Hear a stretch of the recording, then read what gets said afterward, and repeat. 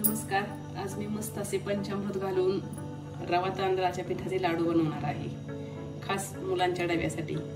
तर मी इथं हे पंचामृताचं सामान साहित्य घेतलेले. त्याच ठिकाणी मी ह्या चमच्यानं सपाट असे 3 चमचे मध घेतले, हे 3 चमचे दूध घेतले, 3 चमचे दही घेतले, त्याच चमच्यानं 3 चमचे तूप आणि 3 चमचे साखर. हे समान 3 चमच्याने हे 5ही वस्तू साहित्य घेतलेले मी.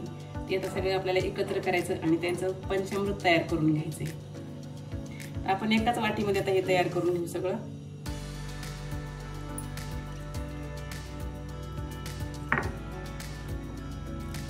आता हे दही घालायचं,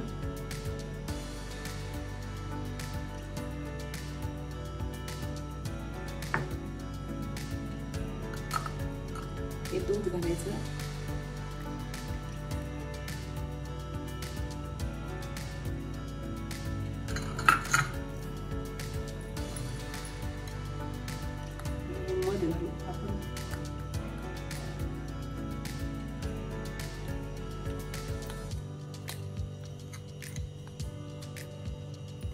आणि हे आपल्याला चांगलं ढवळून घ्यायचे.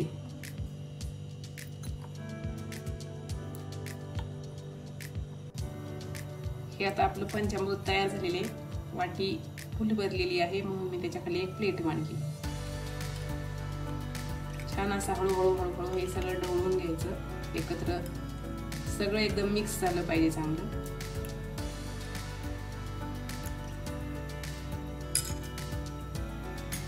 आता हे आपल्याला झाकून ठेवायचं जरा वेळ, आपली पुढची तयारी होईपर्यंत. आता पंचामृत आपण 1 वाटी घेतलेले, त्याच वाटीने आपल्याला रवा 2 वाटी घ्यायचा आहे. जेवढं आपलं पंचामृत होईल त्याच्या दुप्पट आपल्याला रवा घ्यायचा आहे. पंचामृत आपलं सपाट वाटी आहे म्हणून आपल्याला रवा पण तितकाच घ्यायचा.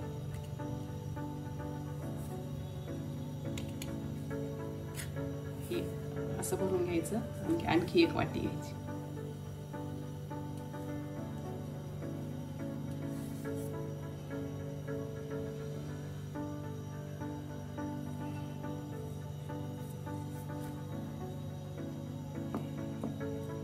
आणि त्याच वाटीनं आपल्याला 1 वाटी तांदळाचं पीठ घ्यायचं.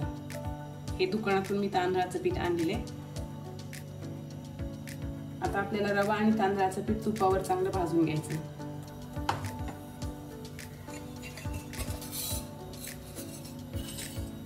कढई तापलेली चांगली, 2-3 चमचे तूप टाकायचं.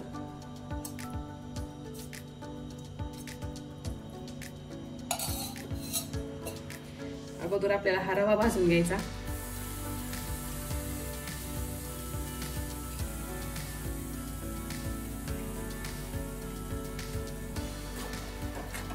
रवा आपल्याला चांगला गुलाबी रंग यायला लागला की तोपर्यंत भाजून घ्यायचा आहे.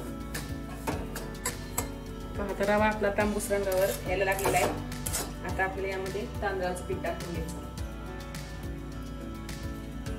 तांदळाचं पीठ टाकल्यानंतर हे आपल्याला 2-3 चमचे तूप टाकायचे.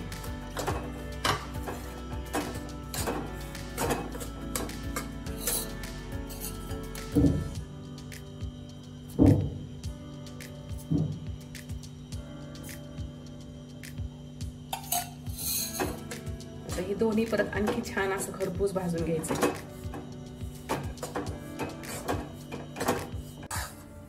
आता हे दोन्ही मस्तपैकी भाजलेले आपलं तांबूस रंगावरती. आता आपल्याला हे काढून घ्यायचं आणि आता आपल्याला याला पाक तयार करून घ्यायचा. हे ताटामध्ये एका ओतून घ्यायचं तोपर्यंत.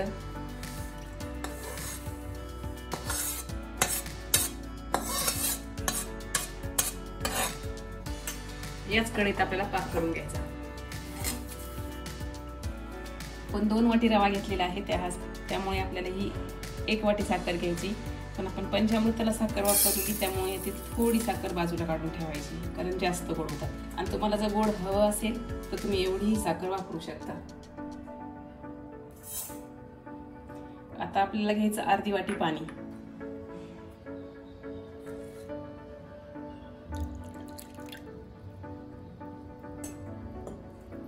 आता आपल्याला याचा पाक करून घ्यायचा आहे.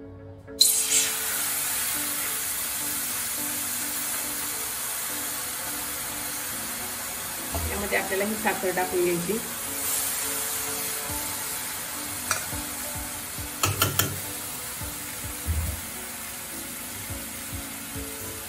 साखर पूर्ण विरघळू द्यायची आपल्याला पाहिजे. आपली तर साखर पूर्ण विरघळलेली आहे. आणि छान अशी उकळी आली. थोडासा चिकट पाक झालेला आहे. आता आपल्याला हे मिश्रण यामध्ये रव्याचं आणि तांदळाच्या पिठाचं टाकून घ्यायचं.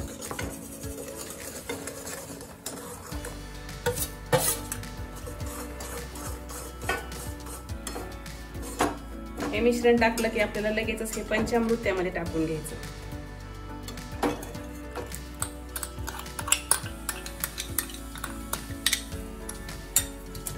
हे सगळं चांगलं मिक्स करायचं.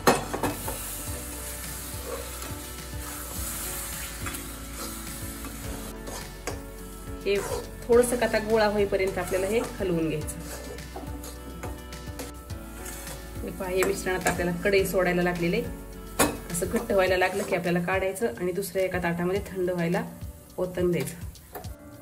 आता आपल्याला या ताटामध्ये ओतून हे थंड होऊ द्यायचं आणि मग थंड झाल्यावर याचे आपल्याला लाडू वळायचे. हे मिश्रण आपलं लाडू वळण्यात थंड झालेले. तर आपल्याला यामध्ये हे मी विलायची आणि जायफळची पूड घेतलेली आणि ही थोडी काजू बदामची भरड घेतली. तुम्हाला मनुके टाकायचे असेल तर तुम्ही ते सुद्धा टाकू शकता. आणि आता आपल्याला याचे लाडू वळून घ्यायचे. आपण देवासाठी पंचामृत तयार करतो. देवाला प्रसाद म्हणून पंचामृत वाहतो. लहान मुलांनाही पंचामृत आवडतं. त्यामुळे हे लाडू तुम्ही नक्की करून पहा. आता हे आपण वळून घेऊ लाडू.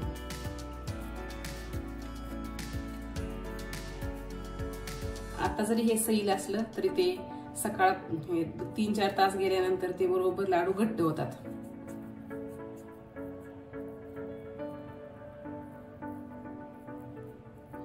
याला पाकाचं टेन्शन नाही, काही नाही. एकदम साधं सोपं आहे. आणि आता याला आपल्याला एक एक काजू लावून घ्यायचा.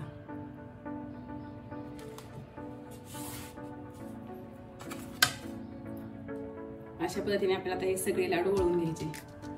असे आपले मस्त असे हे आता पंचामृत लाडू तयार आहेत. मी नेहमीच माझ्या सगळ्या रेसिपी जरा थोड्या नवीन करण्याचा ट्राय करते. त्यामुळे माझ्या चॅनलला नक्की सबस्क्राईब करा. मस्त असे आपले हे पंचामृत लाडू तयार आहेत. आवडल्यास लाईक करा, शेअर करा आणि चॅनलला सबस्क्राईब नक्की करा.